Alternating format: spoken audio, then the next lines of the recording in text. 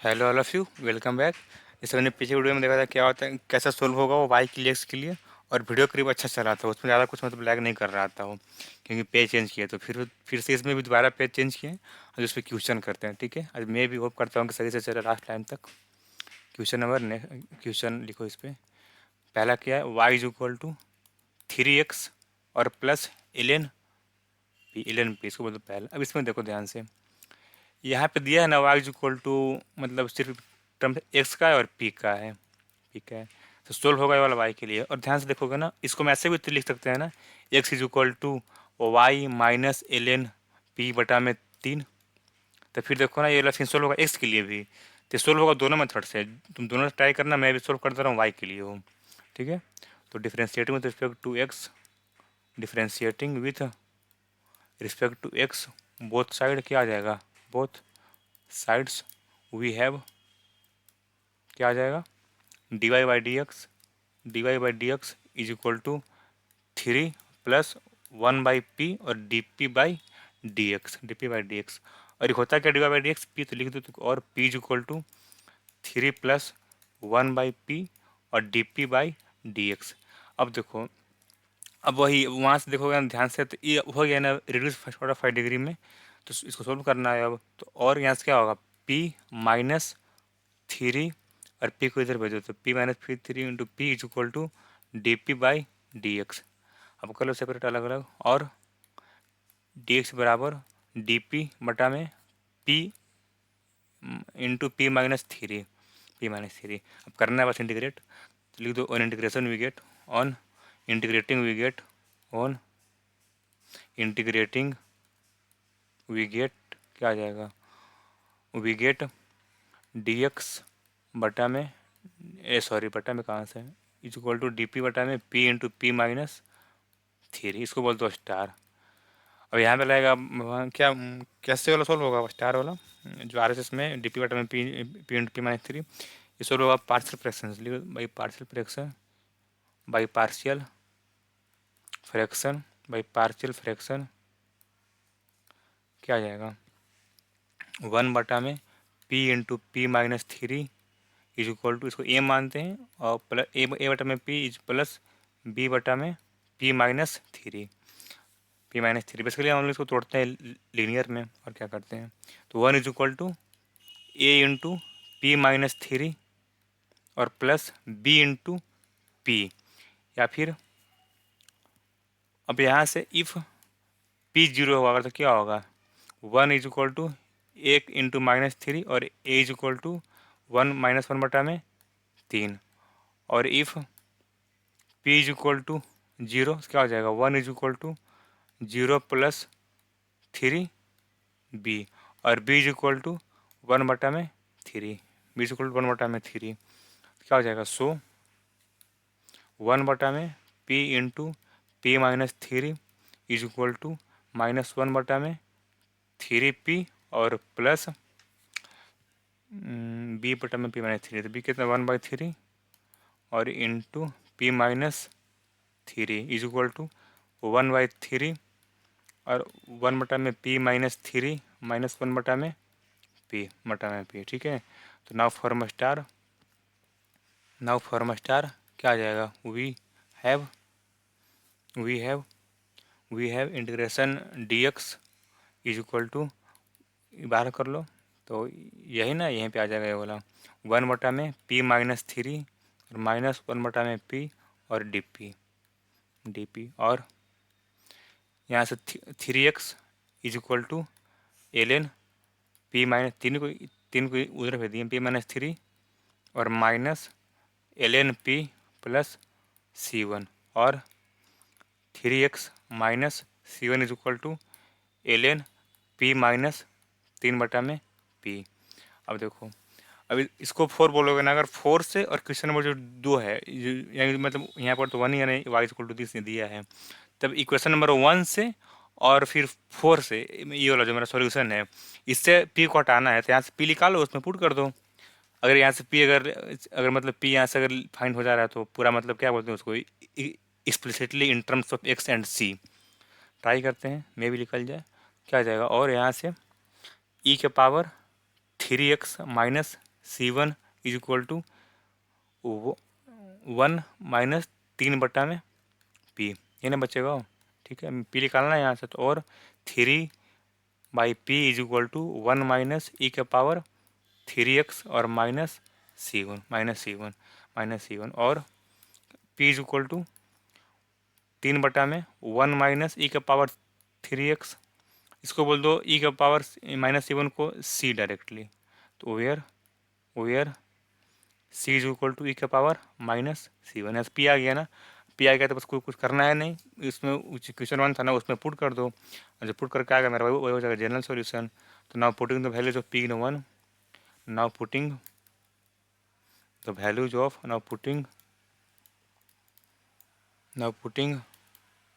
यहाँ द कहला गया, now putting the values of P in 1, we have क्या बचेगा, we have y equal to कितना था, y is equal to 3x plus log p, 3x plus ln p, 3x plus ln p कितना है 3/1 minus C into का power 3x। ठीक है, ये मेरा हो गया required general solution. This is the required general solution of 1, required general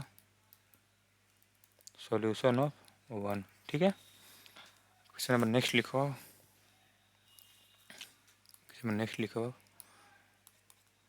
y plus XP is equal to x के पावर 4 इंटू पी स्क्वायर। तो वी हैव, यहाँ भी इसके लिए दिख रहा है ना कि इसके लिए देखो यहाँ पे तो x के टर्म में तो कभी आ नहीं सकता है, x के पावर 4 इधर x है, लेकिन y के टर्म बराबर आ सकता है, y is equal to x के power 4 P square minus XP, तो दिख रहा है कि मतलब y के लिए सोल्व होगा वो। तो we have y is equal to -XP और प्लस x के पावर 4 इंटू पी स्क्वायर, इसको बोल दो पहला। क्या करेंगे हम, differentiating with respect to x, we have क्या बचेगा, we have dy/dx is equal to -P, और यहाँ पे लगेगा e इंटू भी ना, -P और क्या होगा -x dp/dx, x का 1 और -x dp/dx, माइनस गुना कर देंगे और प्लस इससे क्या होगा 4x³ पी स्क्वायर और प्लस 2p इसका पावर 4 और p का dp/dx, और क्या आ जाएगा, और इसको बोल दो p, तो क्या जाएगा इधर -2p, उधर लाएंगे तो इसको भेज इधर, तो क्या बचेगा -2p और -x dp/dx और प्लस 4x³ पी स्क्वायर और प्लस 2 इंटू पी इसका पावर 4 और dp/dx इज इक्वल टू 0, और यहाँ से कॉमन लो, अब एक फैक्टर बनाओ x dp/dx, यहाँ से क्या बचेगा -1, यहाँ से फिर यहाँ से क्या बचेगा 2px³, तो 2px³ और -1 और प्लस यहाँ से क्या बचेगा 2p कॉमन लेंगे तो 2p, यहाँ से और यहाँ से 2p, 2x³ p और -1 इक्वल टू 0, फैक्टर बन गया ना, क्या बचेगा, और x dp/dx और प्लस 2p और 2px³ -1 इज इक्वल टू 0। अब देखो यहाँ से हमको p को हम मतलब हमको बेसिकली p को हटाना है ना इक्वेशन 1 2 से, और जो मेरा सोल्यूशन आएगा इसको अगर हम लोग लेके चलेंगे ना तो यहाँ से p कुछ आएगा ही नहीं, वो यहाँ से p की जगह लिखेंगे dy/dx अगर, तो फिर यहाँ पे कुछ एक अलग सोल्यूशन आएगा, इसको बोलते हैं सिंगुलर सोल्यूशन, लेकिन यहाँ से p मेरा आएगा वो। तो यहाँ से ऐसा फैक्टर उठाना ना जिसमें मतलब dp/dx हो, जिसका मतलब p का डेरिवेटिव हो, फिर मेरा वहीं से आएगा जनरल सोल्यूशन। अगर ए वाला लोगे ना फिर यहाँ से आएगा इसका सिंगुलर सोल्यूशन, तो उसके बारे में आगे बात करेंगे क्या होता है सिंगुलर सोल्यूशन और कैसे निकलता है वो। पहले यहाँ पे लिखो कि for general solution considering x dp/dx और plus 2p is equal to zero. यहाँ से तो पी अगर उठाकर पुट करोगे ना उसमें तो पी काट के जीरो आ जाएगा वो, इसीलिए उसको नहीं लेकर सिर्फ इसको लेकर चलते हैं जिसमें पी का डेरिवेटिव हो। एक्स डी पी बटा में d x plus two p equal to zero. Because लिख दो reason, because two x q p minus one बराबर zero leads to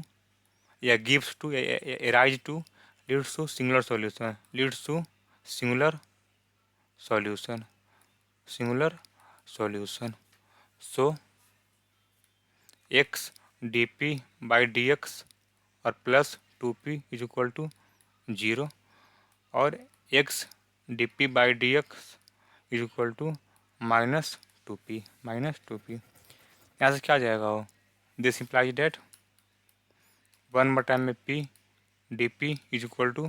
minus two X और डी एक्स। तो on integrating we get, on integrating we get क्या आ जाएगा, L N P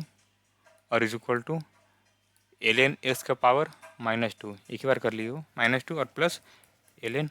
C. यहाँ से पी कितना आएगा और पी इज इक्वल टू सी बटा एम एक्स स्क्वायर। ठीक है, तो putting P is equal to सी बटा M x square in equation one we get क्या आ जाएगा, वन क्या था, y is equal to minus x p plus x के power four into P square. क्या बचेगा, वाई इज इक्वल टू था क्या, एक्स पी और एक्स के पावर फोर पी स्क्वायर। तो एक्स पी क्या बच जाएगा, वो कटेगा तो माइनस सी बटा में एक्स स्क्वायर और प्लस सी स्क्वायर, सी स्क्वायर यही बचेगा ना, एक बार चेक कर लेना।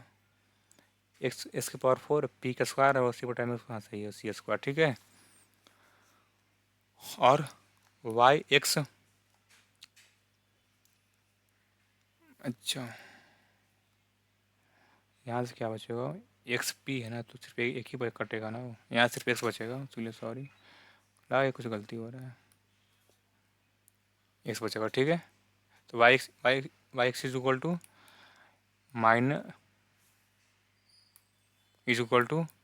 माइनस सी इंटू एक्स गुना कर देंगे तो और प्लस सी स्क्वायर, ये क्या इससे लिखा रहा है, minus c plus c square x, ये मेरा जनरल सोल्यूशन। और फॉर सिंगुलर सॉल्यूशन लिख लो, for singular solution consider two p x q minus one equal to zero और P is equal to one बटा में टू एक्स क्यू। अब putting P is equal to one बटा में two x Q और इन one we get क्या आ जाएगा, वी गेट, अच्छा वहाँ पे पुट करने जीरो नहीं होगा ना, क्योंकि थोड़ा मतलब पी के लिए सोल्व किया हम लोग, सोल्व किए वाई के लिए ना वो। तो putting P is equal to one बटा में two x Q in one we get क्या आ जाएगा, we get singular solution of one, singular solution of equation number one. ठीक है, इसको इतना ही छोड़ दो। जब बात करेंगे ना क्या होता है सिंगुलर सॉल्यूशन, उस पर करेंगे एग्जाम्पल, तो उस पर भी इसमें भी बेसिकली दो तीन मेथड होता है कैसे सोल्व होता है, उस पर अच्छे से बात करेंगे उस समय में। एक और क्वेश्चन लिखो, question number next, X P Q is equal to A plus B into P. अब यहाँ से लिखो एक्स बराबर ए बटा में पी क्यू और प्लस बी बटा में पी स्क्वायर, इसको बोल दो क्वेश्चन नंबर पहला। यहाँ पे सोल्व होगा एक्स के लिए हो, यहाँ पे करना होगा डिफरेंशिएट वाई के रिस्पेक्ट में, तो क्या हो जाएगा differentiating one with respect to y we get क्या आ जाएगा, we get d x upon में d Y is equal to minus three a बटा में पी के पावर फोर डी पी बटा में डी वाई, यही ना आएगा, पी के माइनस क्यू माइनस थ्री और पी के पावर माइनस फोर तो नीचे आ जाएगा, d P by minus two b बटा में पी क्यू और डी पी बटा में डी वाई और वन बटा में p is equal to minus three a बटा में पी के पावर फोर डी पी बटा में डी वाई माइनस 2b बटा में पी क्यू डी पी बटा में डी वाई। अब यहाँ से फिर फैक्टर बनाना पड़ेगा। क्या आ जाएगा, और 1 is equal to minus common लेंगे तो 3a बटा में पी क्यू और पी क्यू प्लस 2b बटा में पी एस स्क्वायर और D P by D Y और डी वाई बटा में D P is equal to minus 3a बटा में पी क्यू और प्लस 2b बटा में पी एस स्क्वायर और D Y is equal to minus 3a बटा में पी क्यू और प्लस 2b बटा में पी एस स्क्वायर और डी पी। इसको बोल दो क्वेश्चन नंबर दूसरा। क्या कर देंगे, ऑन इंटीग्रेटिंग वी गेट क्या जाएगा, y is equal to 3a बटा में 2p स्क्वायर 3a और pq का माइनस बटा में p स्क्वायर तो हो जाएगा प्लस, और प्लस 2b बटा में p और प्लस c। तो हेंस अब देखो यहाँ से बेसिकली p को तो हम लोग कर नहीं सकते हैं, निकाल नहीं सकते हैं, तो क्या करेगा जनरल सोल्यूशन, इसका वो अपनी पैरामेट्रिक फॉर्म में। हेंस जनरल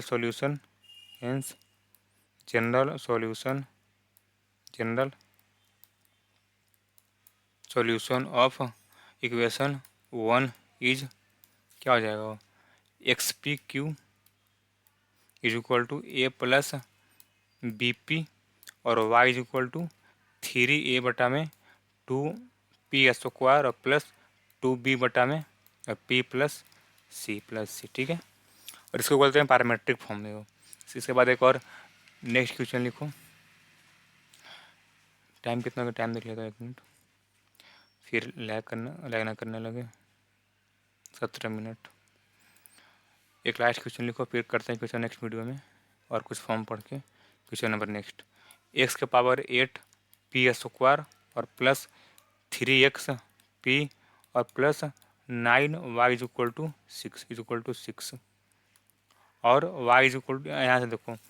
यहाँ से दिख रहा है कि यहाँ y के लिए सोल्व होगा, और इसमें तो फैक्टर बनेगा नहीं और एक्स में सोल्व होगा नहीं। वो फैक्टर बन सकता है बेसिकली, हाँ अगर बनाएंगे सीधा सारा से तो फैक्टर निकल जाएगा वैसे। सोल्व करते हैं इसको y से, y इज इक्वल टू -1 बटा में कैसे आएगा, minus y is equal to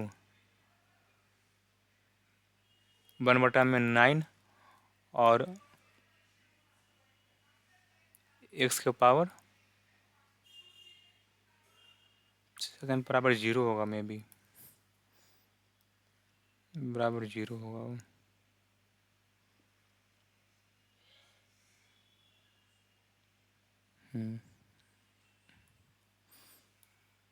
यहाँ पे 0 है तो -1 बटा में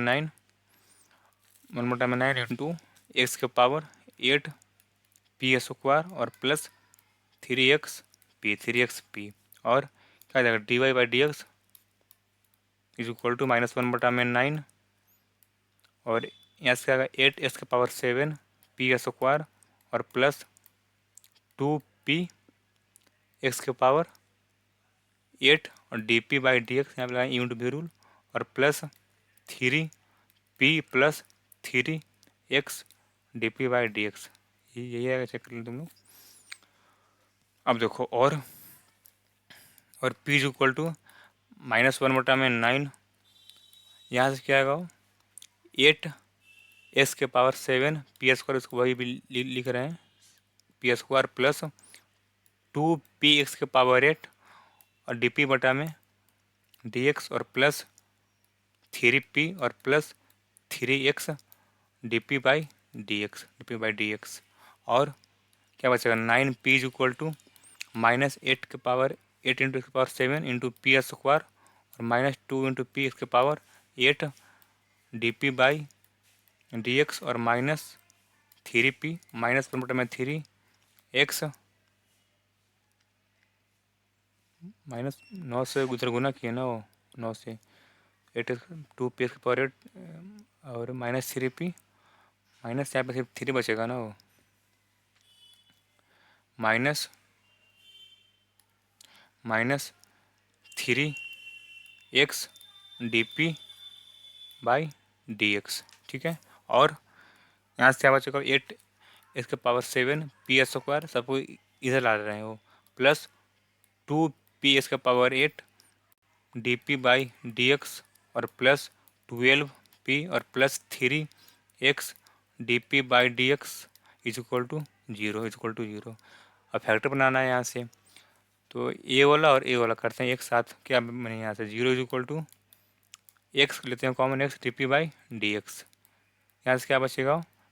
2p के पावर 7 और प्लस वहाँ से 3 और प्लस यहाँ से क्या लेंगे कॉमन, 4p। क्या बचेगा यहाँ से, वहाँ से 4×3 = 12, 3 और प्लस 8 नहीं 2p इसके पावर 7, ठीक है ना, इज इक्वल टू जीरो, तो ये हो। और क्या बचेगा, x dp/dx और प्लस 4p और इंटू 3 प्लस 2p इसके पावर 7 और plus 3 is equal to zero.